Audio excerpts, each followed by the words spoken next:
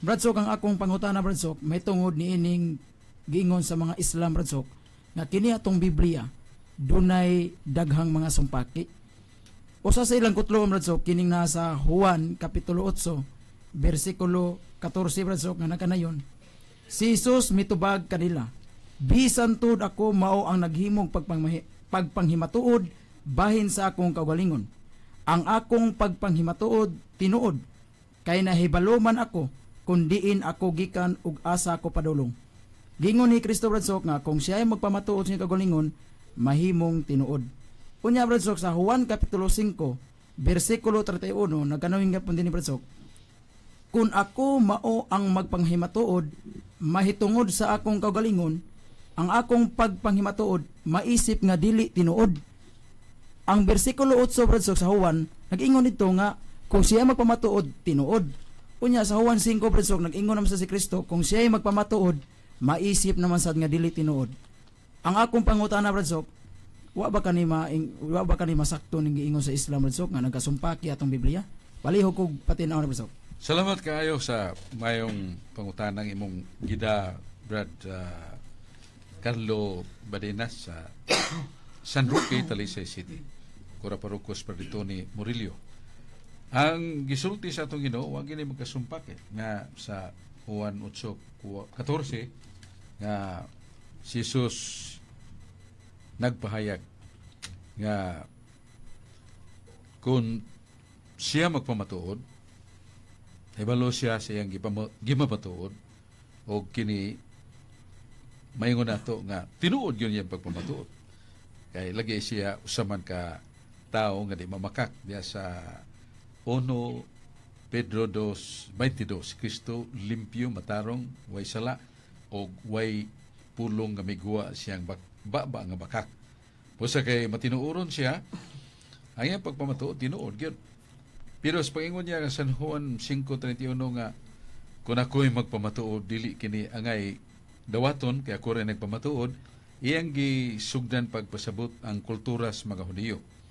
Kaya sa San Mateo 18, nag-ingon man nga, kung doon ay magpamatuod, dili mahimo nga ang usa ka tawo mo pamatuod lang siyang kugalingon nga angay dawaton. Ang pamatuod nga dawaton mao ning pamatuod sa duha o tulo ka saksi. Mo na nga si Jesus gusto mo abide by sa tapa mo ubay niya nang maong tulumanon nga kinahanglan yun ang mo pamatuod di lang kay usa kundi duha o tulo. Mao na nga sa laing bahin sa kasulatan miingon si, by the way, nga ako gisulti na sa San Mateo 18:16. Matod paninib, apan kung siya magpatalinghog kanimo, magdala kag kauban usa kun duha, ug labi na sa duha kun tulo ka saksi mamatud-an ang tanang mga pulong. So mo na nga 2 or 3 witnesses or affirming or vouching for the fact acceptable by their courts. Muna si Kristo ningon nga kining kung akurang usang pamatuod, dili ko dawaton. Muna nga sa laing bahin sa Biblia ningon si Jesus nga ang akong gihimo dili akora, kun dili ang akong amahan nagpamatuod sa kong buhat nga gikan kaniya. Muna nang mihimo na siya sa pag-resort to the presence of the Father with him, nga di lang kay siya ra ang amahan nga nagpada kaniya mimatuod sad, pero di man lang matuo nga ang amahan magpakita o madungog kay kanang imong pamatuod resorting to God. He is invisible, di man na makita.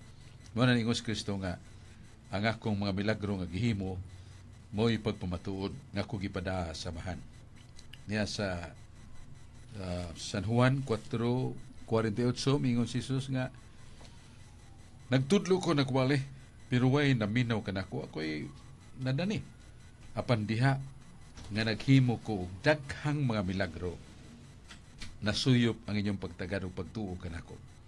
Nga sa San Juan 14:10, ang akong amahan nagbuhat dinhi sulod kanako. So mo nang ipasabot ni Kristo nga siya makahimog milagro, pero naa sa amahan nga naghahimog milagro nung pamatuod kanyang milagro aron nga dawato na siya sa mga tao. Mere words spoken, uttered by the preacher, are not really acceptable outrightly.